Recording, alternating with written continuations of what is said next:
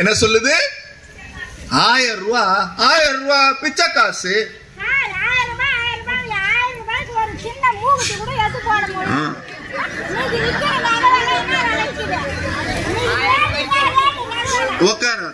பாரு, ஆத்தாவுக்கு என்ன ஆசைன்னா 10 பவுன்ல 1000 ரூபாய்க்கு நகை கொடுத்தா தான் 1000 ரூபாய் மதிப்பேங்க. நான் ஒரு விஷயம் சொல்லட்டுமா?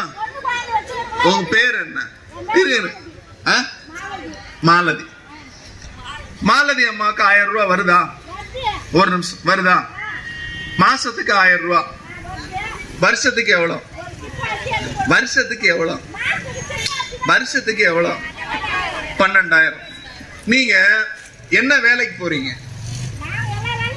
என்ன வேலைக்கு போறீங்க? மாசம் எவ்வளவு சம்பாதிக்கிறீங்க?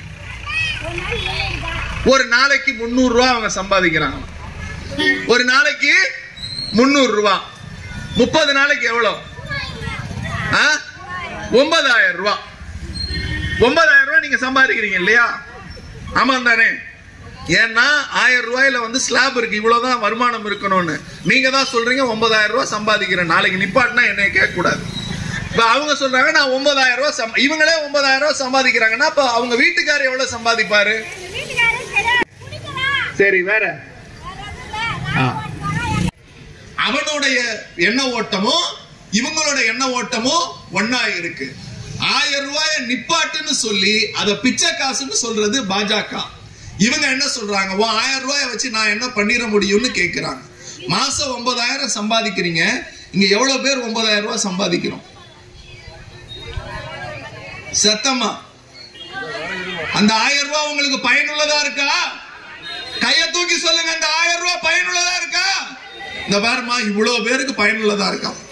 உனக்கு தான் பயனுள்ளதா இல்ல. ரேஷன் கார்டு இருக்கா? ரேஷன் கார்டு இருக்கா? அரிசி வாங்குறீங்களா?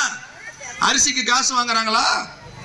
இல்ல இல்ல, அரிசி காசு இல்ல, 1000 ரூபாய் காசு எல்லாமே உங்க வீடு தேடி வருது.